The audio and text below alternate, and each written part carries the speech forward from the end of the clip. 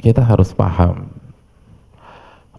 bahwa ulama menjelaskan seperti Al-Imam Ibnu Qudamah dalam kitabnya Mukhtasar Minhajul Qasidin, bahwa orang yang berpuasa, khususnya puasa Ramadan, itu terbagi menjadi 3 golongan, 3 kelas.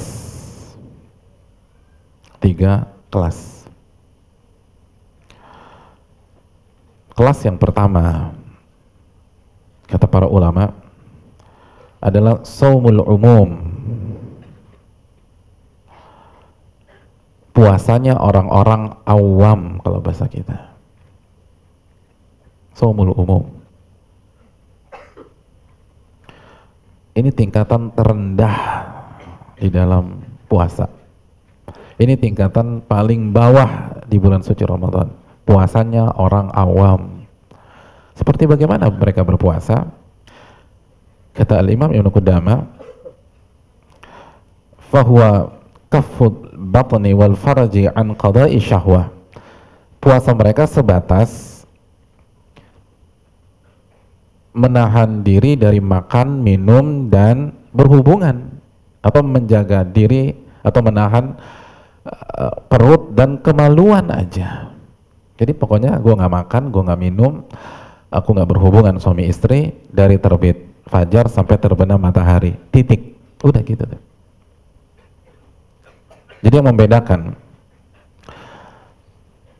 minggu ini atau membedakan hari Sabtu ini dengan hari Sabtu pekan depan insya Allah, cuman hari ini kita makan siang, kita lunch, Sabtu depan tidak ada makan siang, titik. Selebihnya sama, nggak ada bedanya. Yang membedakan cuman kalau Sabtu ini kita makan kita makan mungkin pada Isya atau jam 8, jam 9. Sabtu pekan depan kita makan begitu azan atau begitu waktu maghrib begitu waktu maghrib datang, itu aja. Selebihnya nggak ada beda. Selebihnya tidak ada perbedaan. Ulama mengatakan itu puasanya orang awam. Puasanya orang awam.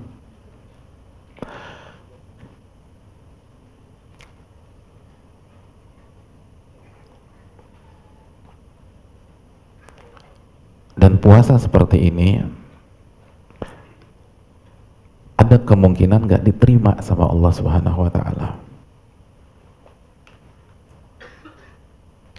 Sebagaimana hadis Bukhari, man lam yada' qawla zur wal amala bih falaysa lillahi hajatun fi an yada'a ta'amahu wa syarabah.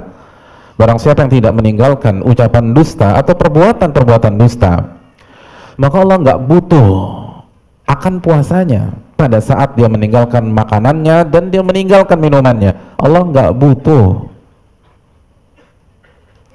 Kata para ulama seperti Al-Imam Ibn Abdul Bar, puasanya nggak diterima, sah tapi nggak diterima sama Allah.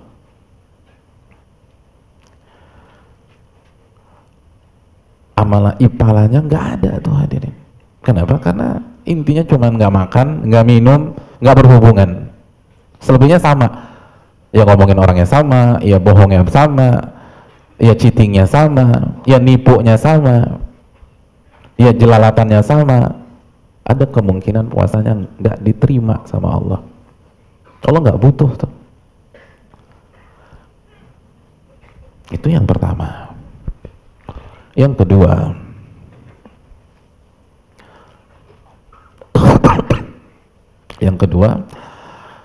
kata Al-Imam Ibnu Qudamah, shaumul khusus, puasa orang-orang khusus.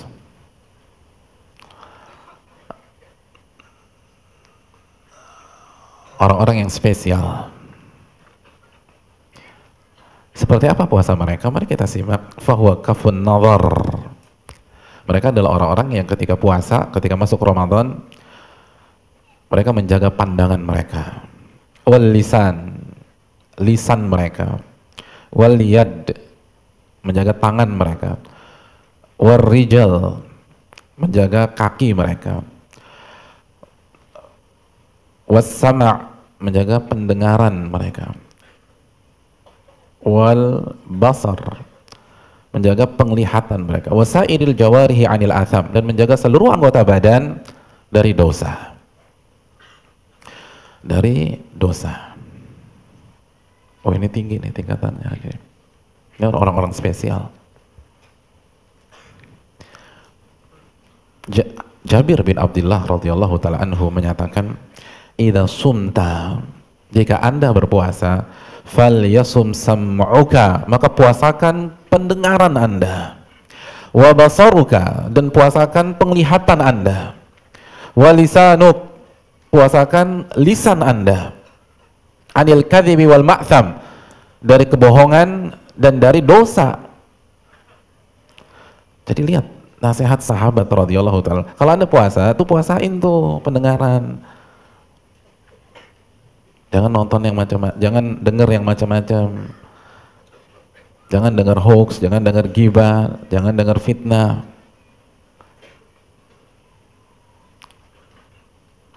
Jaga tuh hadirin. Jadi pendengaran tuh dijaga. Terus mata dijaga. Mata dijaga. Penglihatan tuh dijaga. Godul basar. Ini momennya godul basar. Mungkin kita berat banget godul basar di luar Ramadan. Nah, ini nih. Di Ramadan hadirin. Terus lisan dijaga. Lisan tuh dijaga dari dosa, dari apa? Dusta dan dosa. Hati-hati bohong di Ramadan. Khususnya ketika ditungguin bukber misalnya gitu. Kok lo nggak datang lama banget nih, udah sampai mana sih? Gue udah OTW nih bro. Ya OTW kamar mandi gitu. Ini kan dia ada di rumah bilangnya OTW. Itu hati-hati itu. Barang siapa yang tidak meninggalkan ucapan dusta, Allah nggak butuh puasanya. Bayangkan, nyebelin banget nggak sih puasa kita nggak dapat pahala gara-gara kata OTW doang tuh. Bayangkan, gara-gara kata OTW hancur tuh satu hari. Udah jujur deh, gue belum mandi. Kita juga bilang OTW, nyampainya sama juga, terlambat juga. Emangnya kalau kita bilang OTW langsung ting hilang terus tiba-tiba di hadapan dia, kan enggak. Hati-hati bohong. Lisan, ghibah. Makanya Ibnu Rajab tuh bingung banget sama orang-orang yang puasa dari makan minum tapi nggak puasa dari hal-hal yang haram. Udah kan ya? Seperti apa kebingungan Ibnu Rajab, dan ini menarik. Insya Allah kita akan bahas pada salat Isya insyaallah ta'ala. Ya hadirin yang dimuliakan oleh Allah, sekali lagi kita sedang membahas puasa orang-orang yang berkualitas, bukan puasa orang awam, yaitu orang yang bukan hanya mengatakan tidak pada makan, minum, dan hubungan suami istri, tapi juga mengatakan tidak pada dosa, mengatakan tidak pada maksiat. Dan ini yang tepat. Dan adapun yang sebaliknya, ini adalah puasa yang nggak bisa diterima oleh akal sehat. Jadi puasanya orang-orang yang nggak masuk akal sehat. Kenapa demikian? Kata Al-Hafidz Ibnu Rajab, saya bingung nih.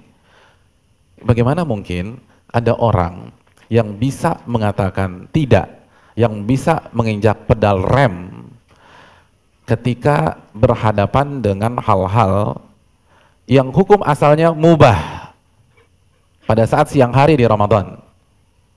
Tapi nggak bisa mengatakan tidak dan menginjak pedal rem di hadapan hal-hal yang jelas-jelas haram, mau di Ramadan atau di luar bulan Ramadan. Kan nggak masuk akal. Saya tanya, jam 11 siang es kopior tuh hukumnya apa hadirin? Haram. Hukum asalnya halal.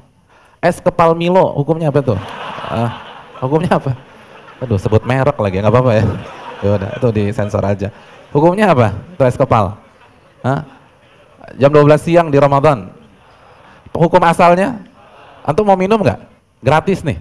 Enggak mau. Itu haram tuh. Jadi bagaimana mungkin es kepal antum tolak, tapi wine diminum, kan nggak masuk akal.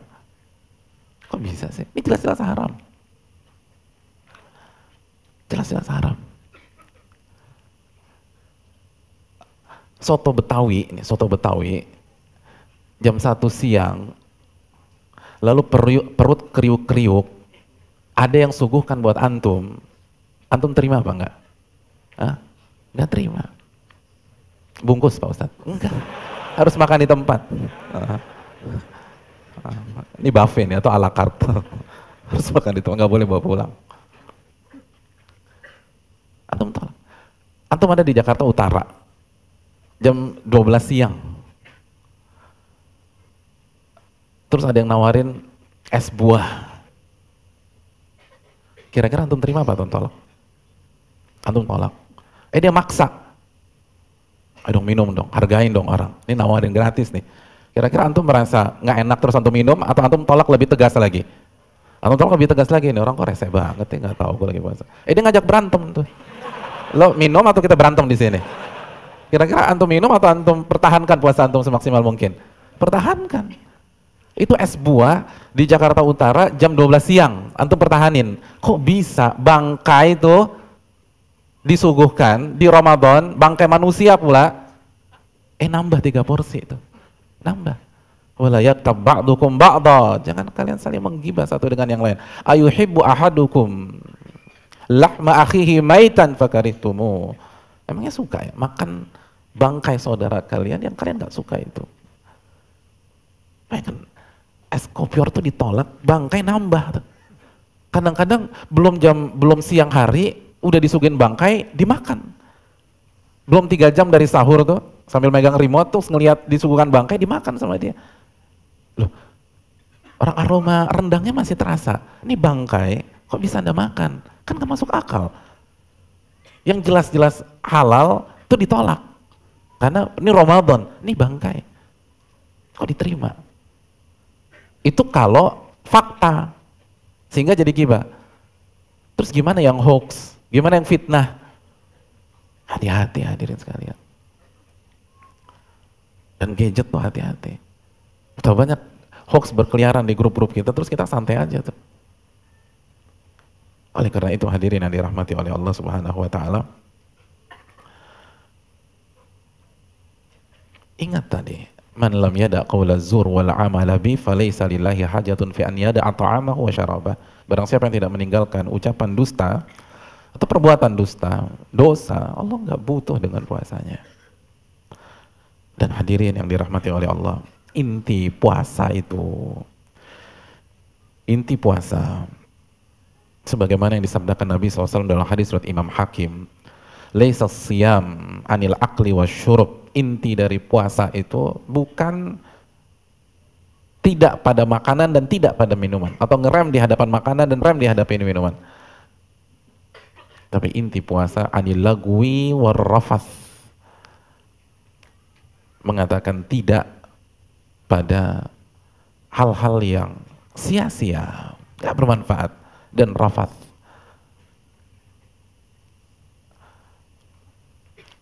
hal yang asusila, hal yang haram. Itu inti puasa. Jadi orang-orang yang berpuasa di level ini itu bukan hanya mengatakan tidak pada yang haram, tapi yang sia-sia walaupun mungkin masih halal. Kenapa demikian? Kok dia bisa? Ya karena dia di training selama 1 bulan itu untuk mengatakan tidak pada banyak sekali hal halal kan. Jadi otomatis orang yang bisa menangkap poin ini, dia bukan hanya bermain di hal yang haram, dia sudah bermain di hal-hal yang halal tapi nggak ada gunanya. Halal tapi nggak ada manfaatnya sama sekali. Wong yang halal manfaat dia tolak di jam 9 pagi Ramadan, dia tolak di jam 3 sore di Ramadan. Itu yang halal, banyak vitamin, banyak omega 3-nya, ditolak tuh. Ya apalagi yang halal nggak ada manfaatnya. Itu inti puasa. Inti puasa nginjek rem hadirin terhadap hal dosa. Injek rem di hadapan maksiat. Injek rem di hadapan hal-hal yang nggak ada manfaatnya sama sekali. Itu orang-orang spesial di Ramadan. Perjalanan hidup kita harus menginjak pedal rem. Ini yang selalu perlu kita ingatkan. Rem.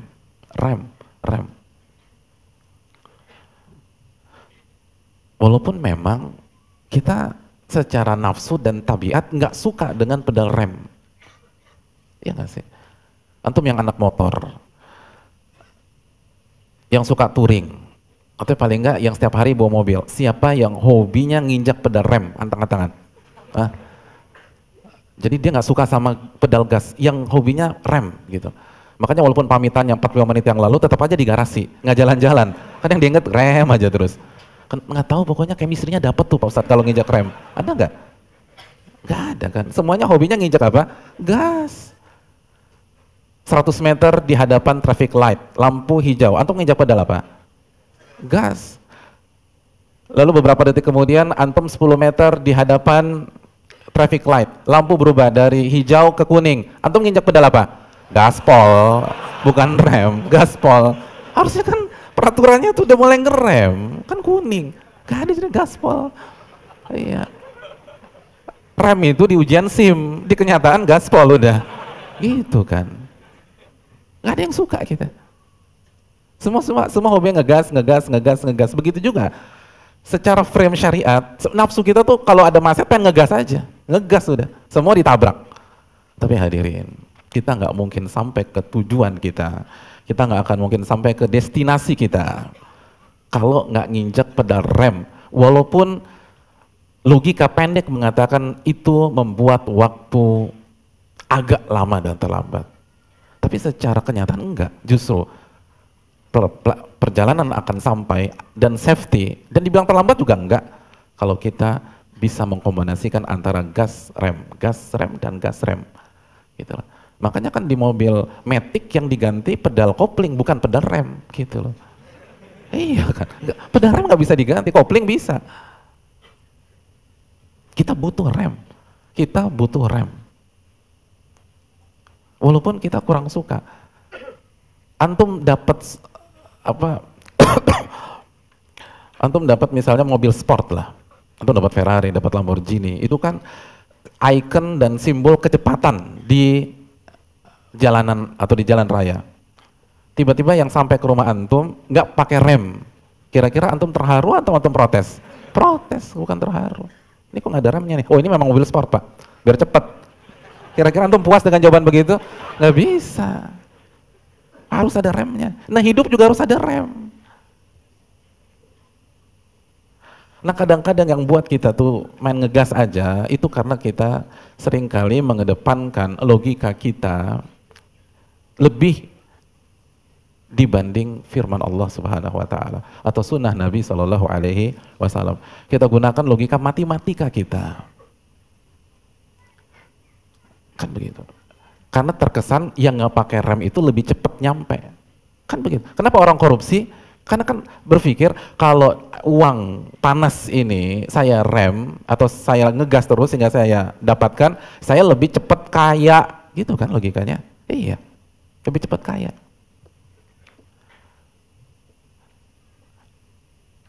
Tapi kan itu matematika yang belum tentu terbukti di kenyataan.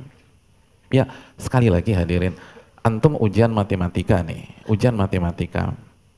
Soalnya mengatakan Budi berjalan dari Blok M Square ke Pondok Pinang dengan kecepatan konstan 130 km per jam. Jadi tanpa rem, gas terus, konstan 130 km per jam. Sedangkan Ahmad jalan dari Blok M Square ke Pondok Pinang dengan kecepatan yang tidak konstan karena Ahmad mengkombinasikan antara gas dan rem. Pertanyaannya, siapa yang paling dulu cepat sampai di Pondok Pinang? Kalau pakai logika matematik teori di ujian, yang cepat sampai siapa? Budi. Ya 130 konstan.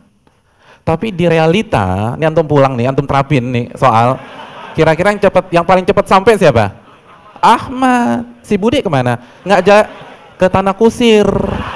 Iya, nggak jadi ke Pondok Pinang, Tanah Kusir. Sebelum sampai sana ditakbirin dulu 4 kali. Mati orang. Mati. Kalau beruntung selamat, Fatmawati dia. Gitu loh. Lu ada di mana? Kan kita janji. Duh, gue di UGD Fatmawati nih bro, gitu. Nggak bisa. Kenyataan itu banyak. banyak sisi hadirin. Justru ketika kita mengatakan tidak pada maksiat, disitulah kita akan melapangkan jalan kita ke tujuan kita, yaitu surga Allah Subhanahu wa taala. Nggak sampai tuh. Cuman yang jadi masalahnya, kan itu tadi, masih ingat apa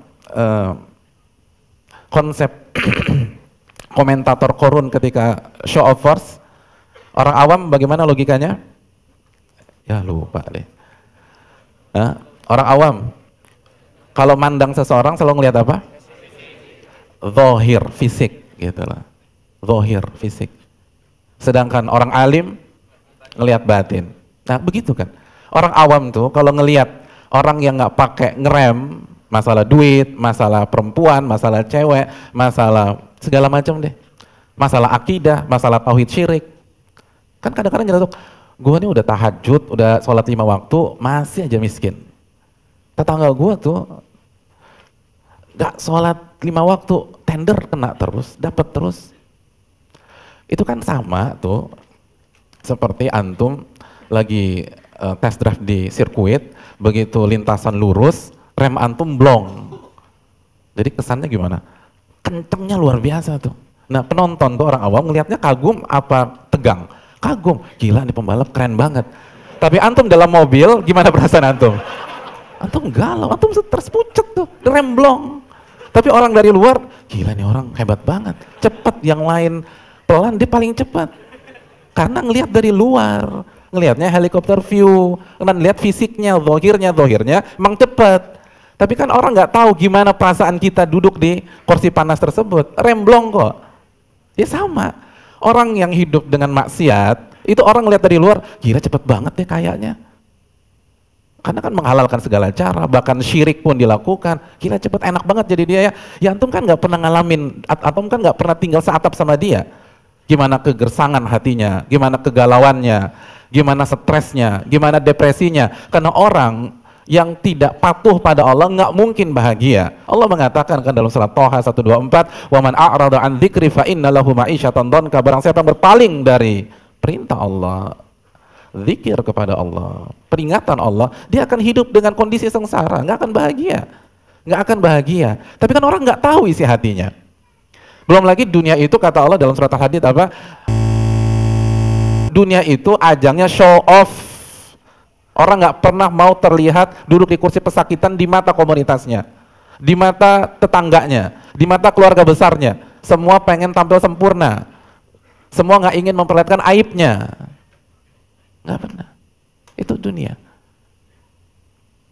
Jadi, oh ya Masya Allah nih orang luar biasa. Kesian dia. Itu kayak itu. Ngelihat antum remblong, Masya Allah nih orang. Oh stres tuh di situ. Tapi kan orang nggak duduk samping antum.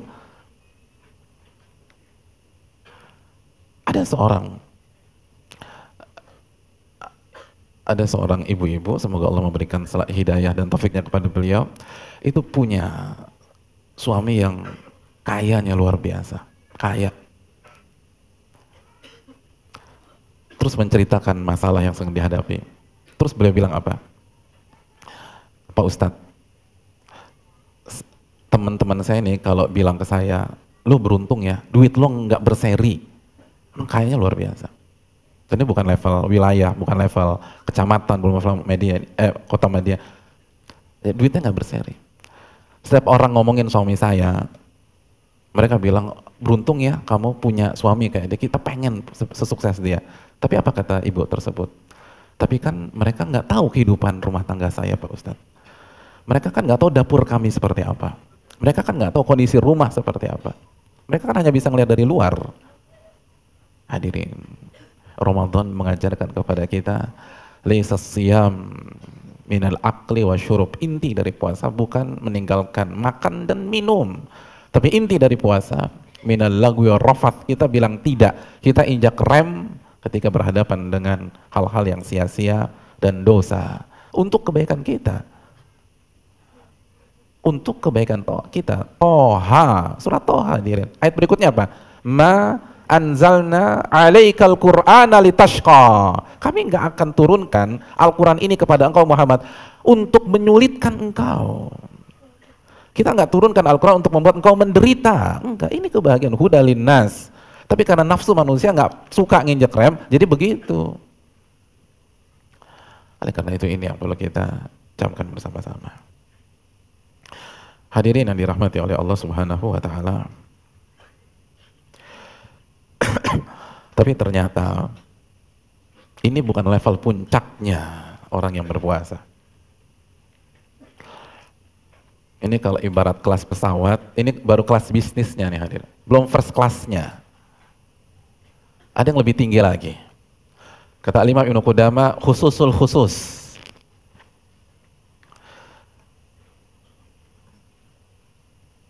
Ini puncaknya orang-orang yang berpuasa. Somu khususil khusus. First class-nya. Siapa mereka hadirin yang dirahmati oleh Allah? Kata Imam Ibnu Qudamah, Somul qalbi anil himamid dani'ah. Orang yang level puasanya sudah pada titik mempuasakan hati dia dari ambisi-ambisi yang rendah.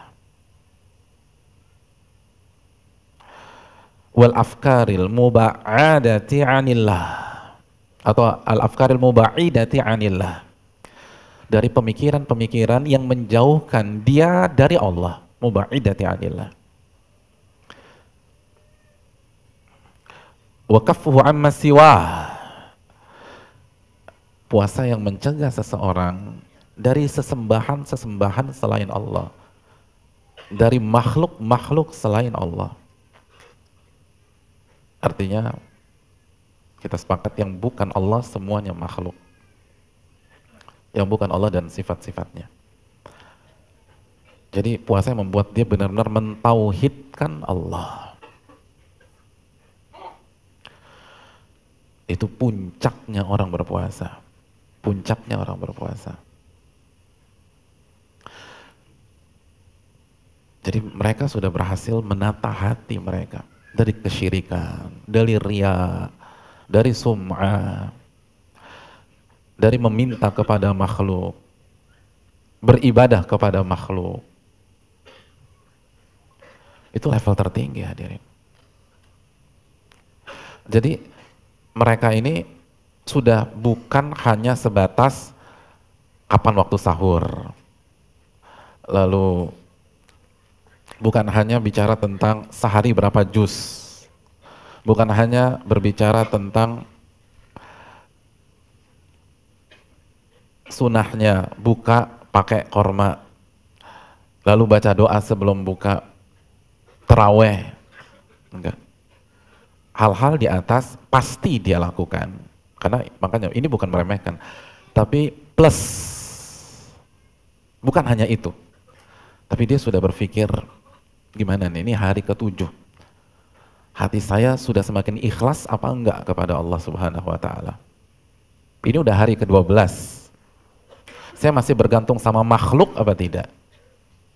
Saya sudah benar-benar bertawakal sama Allah atau belum? Saya benar-benar nikmatin nggak nih puasa karena cinta kepada Allah Subhanahu wa taala. Dan ini yang dikatakan Nabi kan dalam hadis yang sangat familiar. Hadis Bukhari Muslim, "Man shoma Ramadhana imanan wa ihtisaban, ghufira lahu ma taqaddama min dzambi." Barang siapa yang berpuasa Ramadan dengan 2 syarat hadirin, iman dan ihtisab, maka Allah akan ampuni dosa-dosanya yang telah lalu. Iman hadirin sekalian. Jadi dia beriman kepada Allah. Dia puasa itu karena dia beriman kepada Allah. Yakin, percaya. Dan yakin Allah yang perintahkan dia, maka dia mau nurut. Kalau manusia yang perintahkan mungkin dia nolak. Tapi Allah yang perintahkan saya. Hatinya itu patuh sama Allah. Hatinya itu istislam, inabah kepada Allah. Nyerah dan menuju Allah tabaraka wa ta'ala. Wahtisaban. Apa arti ihtisab? Ihtisab adalah hatinya tuh ngarep kepada Allah, ngarep pahala, ngarep sorga, dan bukan hanya mengharap pahala. Kata Imam Al-Khattabi rahimahullah, ihtisaban itu pun juga ketika dia puasa itu hatinya senengnya minta ampun. Jadi hatinya itu semangat, seru, seneng, gembira ketika puasa. Jadi hatinya itu exciting banget. Ya Allah, Masya Allah di puasa. Hati, amalan hati. Bukan, ya puasa lagi deh. Aduh, sebulan nih. Aduh, kalau hilal kelihatan di malam apa nih hadir? Malam Rabu ya. Aduh, Rabu udah posisi ini. Ya udah. Malam Selasa kita closingan deh. Gitu, closingan. Ayo bro, kita ngumpul. Di 1 bulan nih kita cuti nih. Puas-puasin nih. Kan gitu sebagian anak muda sekarang. Closingan lah. Pokoknya istighfar kepada Allah Subhanahu wa taala. Itu nggak dapat tuh hadirin. Itu bukan ihtisab. Ihtisab itu benar-benar interest gitu, tertarik banget. Aduh, 4 hari lagi nih. Pengen cepat-cepat. Kata Al-Imam Khattabi, dan dia nggak mustaqil, dia nggak merasa berat. Nggak dikit-dikit lihat jam. Aduh, jam berapa ya? Aduh, baru 7:05 lagi. 7:05, sahur baru 3 jam yang lalu. Terus lihat jam lagi. 7:15 lagi. 7:15. Lihat jam lagi. 7:22. Lama banget ya Allah. Terus setiap dengar adzan halusinasi, dipikir itu maghrib. Pada baru zuhur. Baru asar. Udah gak betah dia tuh. Pengennya buka deh. Dia pengen semua adzan maghrib semua. Itu gak dapat pengampunan dosa dari Allah. Hatinya, dia cuma puasa gitu. Hatinya lemah. Makanya kan, ghairu mustatil, kata Imam Khattabi, dan dia nggak merasa lama tuh ketika puasa, nggak merasa lama. Bahkan, ya Allah, udah jam 5:30 aja lagi, cuma tinggal setengah jam lagi, gitu. Dia pengen tuh, aduh, kalau boleh sampai isya deh gua. Tapi kan nggak boleh ayatnya, mau tunduk tuh sama Allah. Makanya kenapa kata Nabi SAW, lisaimi farhatan. Bagi orang yang berpuasa, 2 pahala, 2 kesenangan. Kesenangan pertama apa? Inda fitrih. Kesenangan pertama ketika dia buka tuh. Apa tafsir inda fitri? Al-Hafidz Ibnu Hajar mengatakan, yang pertama seneng tabiat hadirin, seneng tabiat. Ya orang lagi lapar terus buka, seneng dia. Suasananya suasana buka puasa kan luar biasa. Itu jalanan bisa kosong dalam 15-20 menit gitu. Kan gitu jalan Jakarta. Nanti isya macet lagi, itu kan luar biasa. Tapi itu hanya tabiat. Level tertinggi kata Al-Hafidz Ibnu Hajar, itu dia seneng karena berhasil menjalankan ibadah puasa pada hari itu. Seneng deh. Oh, luar biasa. Dia seneng karena dia ditolong oleh Allah sehingga bisa menyempurnakan puasa hari itu. Karena dia tahu di luar sana banyak yang nggak sanggup puasa pada hari itu. Banyak yang sakit. Banyak yang mungkin pendarahan dia harus batalin. Banyak yang kecelakaan harus batal. Banyak yang meninggal hadirin, meninggal. Sedangkan dia dikasih pertolongan sama Allah. Itu kan, itu amalan hati apa amalan zahir? Itu semua amalan hati. Nabi udah kasih tahu, Nabi udah mention masalah ini. Itu amalan hati itu. Itu level tertinggi. Siapa di antara kita yang Ramadan tahun-tahun lalu menerapkan kegembiraan yang seperti ini? Jadi bukan karena menunya favorit kita. Menunya kolak, es kopior, terus tadi es kepala, terus ada calamari, terus yang paling penting gratisan. Bukan itu level awam, level terpuncak itu. Ya Allah, gue bisa nih puasa hari ini. Gak semua orang ditolong sama Allah, gak semua dikasih kesempatan sama Allah. Hadirin, bulan Ramadan adalah bulan momen dimana kita menata hati kita. Dan ini bukan meremehkan amalan-amalan zahir, karena kan lagi-lagi Nabi menyatakan idza soluhat soluhal jasadu kullu. Kalau hati itu bersih, baik, maka seluruh anggota badan akan baik. Pasti sahurnya sesuai sunnah Nabi SAW. Puasanya itu nggak mau maksiat. Lalu pas berbuka ngikutin sunnah Nabi SAW lagi. Tarawehnya juga khusyuk. Tapi sebaliknya, orang yang hanya bermain ini boleh atau enggak, titik sampai di situ, bisa jadi dia tetap sombong di Ramadan. Oke, dia buka pakai korma. Tapi kalau tetap sombong apa gunanya? Tetap ria. Banyak yang pamer. Walaupun kita tidak menjust ya. Dan semoga kita semua dijaga oleh Allah. Tapi kan fenomena itu pasti ada di masyarakat. Yang ingin tampil di Ramadan. Dengan infaknya, dengan sedekahnya. dengan suaranya, kalau dia punya lantunan ayat Al-Quran yang bagus, walaupun tetap kita harus selalu husnudzon sama saudara-saudara kita. Ini untuk kita, bukan kita tembakkan ke saudara-saudara kita. Jadi hadirin yang dirahmati, ini level tertinggi. Bagaimana permainan atau bagaimana kita memanage hati kita. Hati kita gimana biar ikhlas, tulus sama Allah. Ramadan tuh karena Allah Subhanahu wa taala, cari pahala sebanyak-banyaknya. Maka itulah somo khususil khusus. Puasa yang first class kalau kita traveling naik pesawat. Itu makom paling tinggi. Kalau ini udah berhasil, udah sampai di sini, maka yang semuanya ke cover semua tuh. Yang khusus pasti, apalagi yang umum pasti. Dan itu kan konsep agama kita. Yang pertama Islam, abis Islam apa? Iman, abis iman ihsan gitu. Jadi kalau hati kita tertata, itu yang Islam atau yang zahir-zahir pasti disapu bersih. Tapi orang yang hanya fokus ke amalan zahir belum tentu hatinya baik. Seperti munafik, mereka sholat, mereka ngaji juga sama Nabi, tapi hatinya kotor. Ini saatnya, hadirin yang dirahmati oleh Allah. Ini yang harus kita kembangkan. Terus evaluasi iman kita, evaluasi akidah kita di Ramadan, evaluasi tauhid kita, cek hari ke-16, tauhid saya gimana nih. Jadi jangan hanya semangat mengerjakan yang zahir-zahir, lupa menata hati. Itu kan blind spotnya umat belakangan, kata Imam Ibnu Qudamah. Adapun keberhasilan umat-umat terdahulu, itu karena fokus mayoritas waktu mereka gunakan untuk amalan batin. Dan ini bukan meremehkan amalan zahir, karena mereka sangat cerdas dan sangat paham kalau batin baik, zahir baik apa enggak? Zahir pasti baik. Tapi kalau zahir baik, belum tentu batin baik, dan dalilnya munafik di zaman Nabi SAW.